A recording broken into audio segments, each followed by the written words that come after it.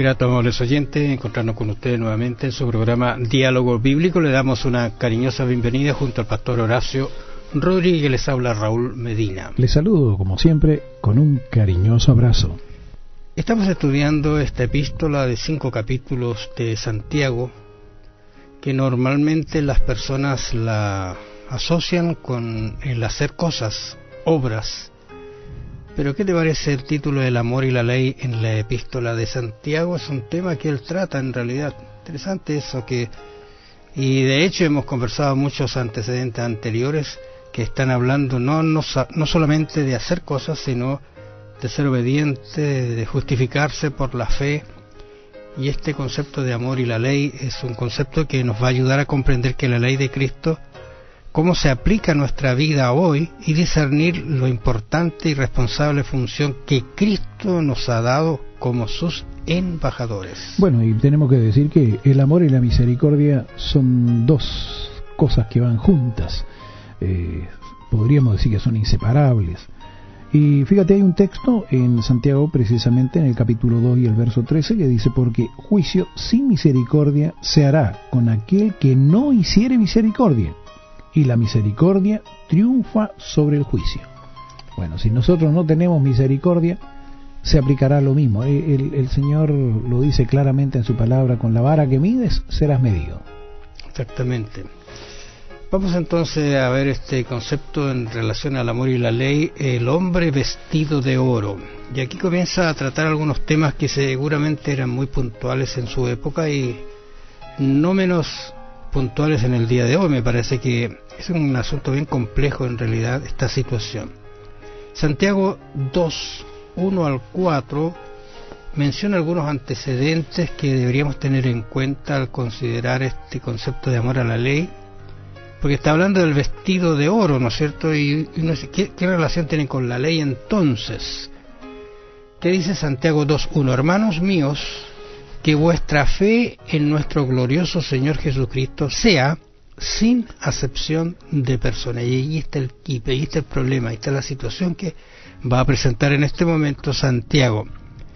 Y él explica qué es lo que es esto de acepción de persona. Dice: porque si en vuestra congregación entra un hombre con anillo de oro y con ropa espléndida, y también entra un pobre con vestido andrajoso.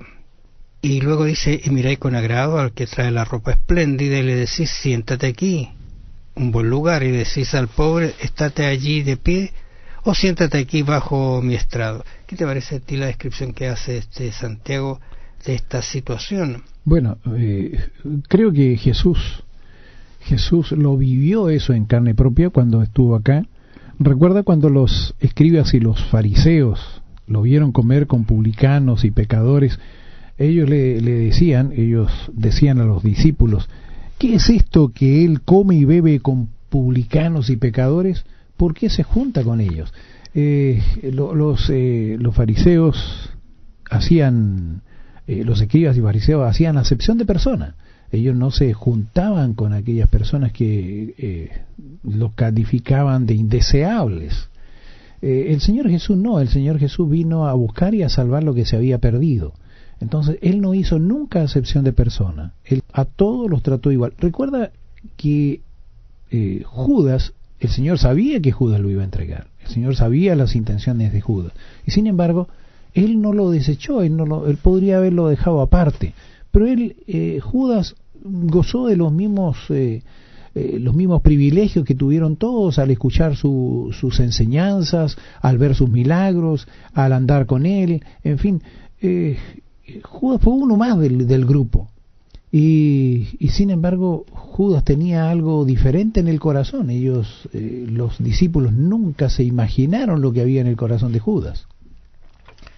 La parábola, ¿te acuerdas tú o el lienzo que se le presenta a Pedro? También. Le indica perfectamente que Dios no hace acepción de persona, porque él mismo lo dice, que Dios no hace acepción de persona. Ahora, ¿dónde está el problema? ¿Dónde está la situación que se presenta aquí en relación a esto de hacer acepción de persona? Porque quizás tú recibes de una manera, voy a decirlo así entre comillas, igual a las dos personas, porque los dos son hijos de Dios, eso es lo que nosotros tratamos de decir. Pero mira, Aquí está entrando en algunas leyes rituales de la época, cuando se le dijo a Jesús, come y bebe. Es decir, si una persona iba y hacía estas cosas con los gentiles, estaba en ritualmente implicaba una impureza ceremonial. Pero a Jesús no lo pudieron, acusar de esta situación, porque lo que hacía es como cuando el Jesús tocó a un leproso, quedaba inmundo hasta la tarde, ¿no es cierto? Porque así lo decía la ley. Pero ¿qué pasa si ese leproso era sanado y estaba puro? ¿Dónde quedaba la impureza de Jesús? Mira las cosas que se presentan aquí cuando se hacen acepción de persona. El Evangelio puede limpiar a una persona, puede purificarla, y nosotros entendemos que tanto al rico como al pobre puede hacer exactamente lo mismo el Evangelio. Llevarlo a un encuentro con Jesús, que eso es lo que quiere en realidad Jesús. Tú recuerdas, los cobradores de impuestos eran despreciados. ¿Por qué? Porque ellos hacían un trabajo que para los judíos era algo no grato, y se contaminaban también porque cobraban impuestos excesivos y eran considerados entre los parias de la sociedad. Pero Cristo llama a un Mateo y lo transforma en un discípulo que cuenta después un lindo evangelio desde el nacimiento de Jesús. Ahora fíjate, yo creo que tenemos que hacer una diferencia. Si nuestra religión está en relación con Dios o con lo que nos rodean, porque a veces pretendemos dar una imagen de santidad ante los demás. Nosotros sabemos que esa imagen no se la podemos dar a Dios, porque Dios conoce nuestro corazón, Él nos conoce mejor de lo que nosotros mismos nos conocemos. Entonces no podemos aplicar esto a Dios, pero a veces pretendemos que los demás piensen de nosotros, vean en nosotros algo diferente. Fíjate lo que ocurría con los fariseos. En San Lucas 11:43, por ejemplo, el Señor Jesús le dice: ay de vosotros fariseos, que amáis las primeras sillas en las sinagogas y las salutaciones en las plazas.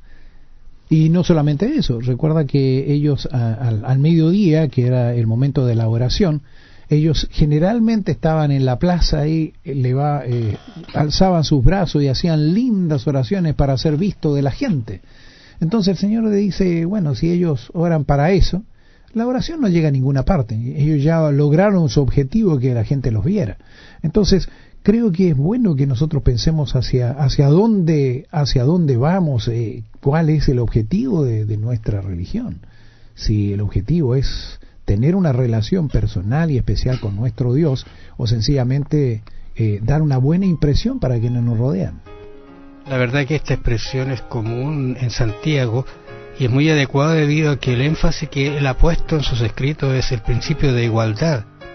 Ahora, esta iglesia naciente se mantenía dentro de ese concepto de sin mancha del mundo, y lógicamente esto no debería llevarlos a hacer una distinción entre un rico y un pobre. Es el énfasis que Santiago está colocando.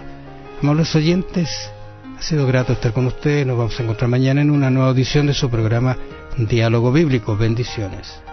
Podemos no ser tan severos acerca de esto como lo describe Santiago, pero ¿no somos llevados a tener favoritos?